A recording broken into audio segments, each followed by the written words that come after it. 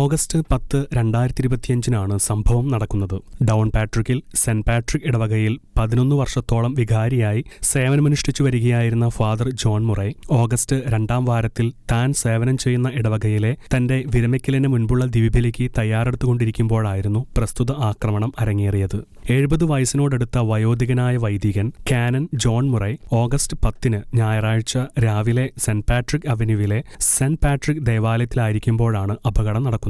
കുമ്പസാരം കേൾക്കണമെന്ന് ആഗ്രഹം പ്രകടിപ്പിച്ചുകൊണ്ട് വൈദികനെ സമീപിച്ച ഒരാൾ ഗ്ലാസ് കുപ്പിയുമായി ഫാദർ ജോണിന്റെ തലയിൽ ആഞ്ഞടിക്കുകയായിരുന്നു. അടിയുടെ ആഘാതത്തിൽ അത്യാസന്ന നിലയിലായ വൈദികനെ ആശുപത്രിയിൽ എത്തിക്കുകയായിരുന്നു. അതേ ദിവസം തന്നെയാണ് ഏകദേശം 50 വയസ്സോളം പ്രായം വരുന്ന സ്റ്റീഫൻ ബ്രാനിഗനും ഡൗൺ പാട്രിക്കിലെ തന്റെ വസതിയിൽ വെച്ച് കൊല്ലപ്പെട്ടത്.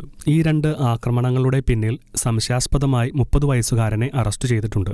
മാരകമായി മുറിവേറ്റെങ്കിലും വൈദികന്റെ നില ഭേദപ്പെടുന്നുണ്ടെന്ന് റിപ്പോർട്ടുകൾ സൂചിപ്പിക്കുന്നു. ഡൗൺ പാട്രിക് ടൗണിനെ വേദനിപ്പിച്ച ഈ ആക്രമണത്തെ പ്രതി ഓഗസ്റ്റ് 10 ഞായറാഴ്ച വൈകുന്നേരം സെന്റ് ബ്രിജിഡ് ദേവാലയത്തിൽ ജാഗരണ പ്രാർത്ഥന നടത്തിയിരുന്നു. International desk Shekinah news.